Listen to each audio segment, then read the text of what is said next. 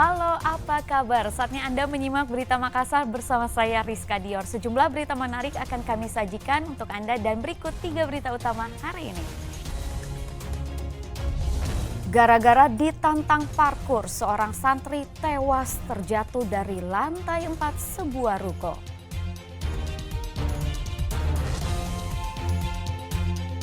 Kesal karena sering dinasehati, seorang keponakan tega membunuh tantenya sendiri.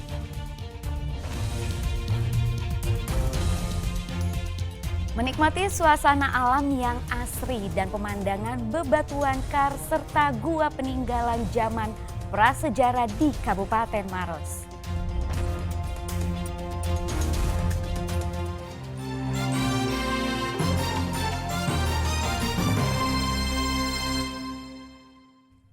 Berita Makassar hari ini kita buka dengan peristiwa yang seharusnya bukan untuk Anda tiru.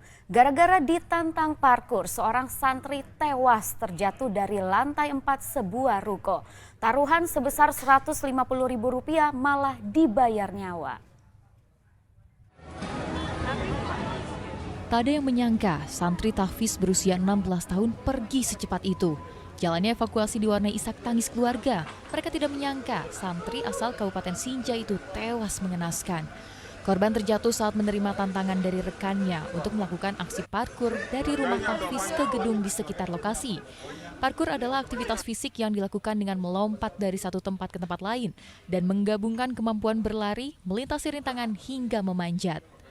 Tergiur dengan imbalan sebesar Rp150.000, korban langsung berlari melakukan aksi parkur melewati beberapa gedung. Namun naas, santri berinisial ZA itu terjatuh dalam sebuah ruko di Jalan Boulevard Kota Makassar dan tewas di lokasi kejadian. Petugas Polsek Panakukang dan Bidokes Polda Sulawesi Selatan yang menerima laporan langsung mendatangi lokasi untuk mengevakuasi jenazah korban pada Minggu dini hari. Saat ditemukan, petugas langsung memasukkan korban ke dalam kantong jenazah, membawanya ke Bidokes Polda Sulawesi Selatan. Untuk memastikan penyebab korban terjatuh, polisi telah memeriksa lokasi kejadian dan memeriksa rekan korban berinisial ZK. Yang diamankan deh, Bebe.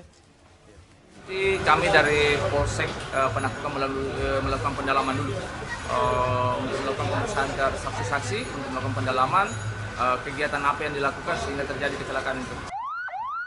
Jenazah korban telah dievakuasi ke Rumah Sakit Bayangkara Polda Sulawesi Selatan untuk divisum. Raisa Habu melaporkan dari Makassar. Polisi mengungkap motif pembunuhan seorang wanita oleh keponakannya di Kabupaten Pinrang beberapa waktu lalu. Tersangka tega menghabisi nyawa tantenya karena kesal kerap dinasehati oleh korban untuk membantu orang tuanya. Duka mendalam masih menyelimuti keluarga Narti, warga Dusun Barupu, Desa Kaseralau, Batu Lapa yang diduga tewas dibunuh oleh keponakannya sendiri.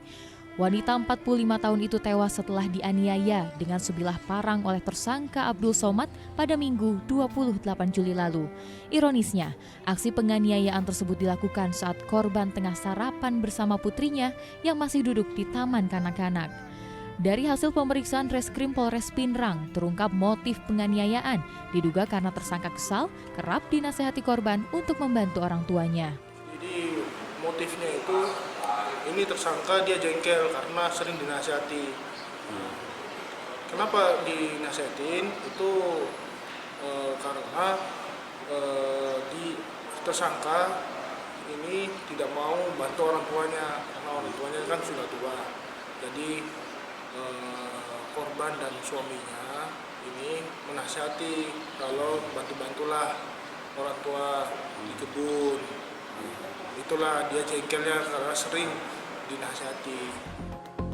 Tersangka berhasil ditangkap di Kelurahan Benteng, Kecamatan Patampanua tidak lama dari waktu kejadian. Untuk mempertanggungjawabkan perbuatannya, pria 29 tahun itu kini mendekam di tahanan Polres Pinrang. Suardi Gatang melaporkan dari Kabupaten Pinrang. Satu orang tewas sementara satu korban lagi tengah dalam kondisi kritis saat satu rumah terbakar di Kabupaten Bulukumba. Kebakaran juga terjadi di Kampung Rubai, Kabupaten Pinrang. Kebakaran diduga dipicu karena korsleting listrik.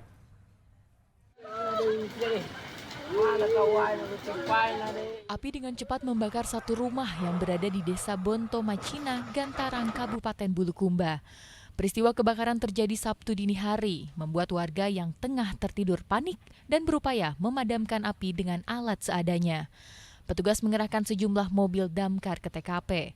Kebakaran ini merenggut nyawa seorang wanita dan suaminya kritis akibat luka bakar. Kerugian itu ditaksir sekitar kurang lebih 200 juta. Ada korban jiwa? Korban jiwa itu yang meninggal adalah istrinya, kemudian suaminya mengalami luka bakar di kaki dan bagian tubuh. Saat ini korban luka di mana, Pak? Korban luka sekarang ada di Rumah Sakit Umum Sultan Dan Raja, sementara dirawat. Sementara itu, si jago merah juga melalap 2 rumah panggung di Kampung Rubai, Kelurahan Bentenge, Kecamatan Watang Sawito, Kabupaten Pinrang, Jumat lalu. Petugas damkar sempat mengalami kesulitan karena lokasi kejadian berada di gang sempit yang membuat armada tidak mampu menjangkau lokasi. Yang kendalanya itu cuma kendaraan karena mobil akses masuk agak susah. Jadi mobil lambat, bukan sementara tersen kerugiannya ini mungkin mencapai sampai 800 juta. 800 juta Pak. Ada juga kendaraan bermotor. Beruntung tidak ada korban jiwa dalam peristiwa ini, tetapi motor, sepeda, dan puluhan karung gabah dan harta benda lain terbakar habis. Api penyebab kedua kebakaran ini diduga dari korsleting listrik. Andi Muhammad Sardi dan Suwardi Gatang melaporkan dari Kabupaten Pinrang dan Kabupaten Bulukumba. 3 kecamatan di wilayah pesisir Maros dilanda krisis air dalam 2 bulan terakhir. Sulitnya mendapatkan pasokan air bersih membuat warga terpaksa menggunakan air sawah untuk memenuhi kebutuhan sehari-hari. Meskipun terlihat kotor, namun sejumlah warga tetap mengisi jerigen dengan air sawah. Pasalnya sudah 2 bulan warga di Desa Suli-Suli, Kecamatan Bontoa, Kabupaten Maros mengalami krisis air bersih. Mereka terpaksa menggunakan air sawah untuk memenuhi kebutuhan sehari-hari. Warga harus berjalan sekitar 3 km demi mengambil air di lokasi persawahan yang masih menyisakan stok air. Air digunakan untuk mandi dan mencuci, sedangkan untuk air minum, warga membeli air galon seharga Rp5.000. Air hujan, masih air hujan diminum. Masih ada air hujan yang kita tada itu, Bu? Iya, ya bata diisi. Iya, karena kan Bu saya lihat ini ada juga tadi bebek yang turun. Jadi bagaimana airnya, Bu? Gatal kita rasa tuh. Gatal kalau mandi, sudah kita mandi. Ini kita tidak saring. Gatal maki. Tidak kita saring dulu, Bu, baru kita pakai. Langsung jadi begini langsung nih. Musim kemarau mulai melanda wilayah Kabupaten Maros sejak 2 bulan lalu. Warga berharap pemerintah segera turun tangan untuk membantu kondisi masyarakat. Raisa Habu melaporkan dari Kabupaten Maros.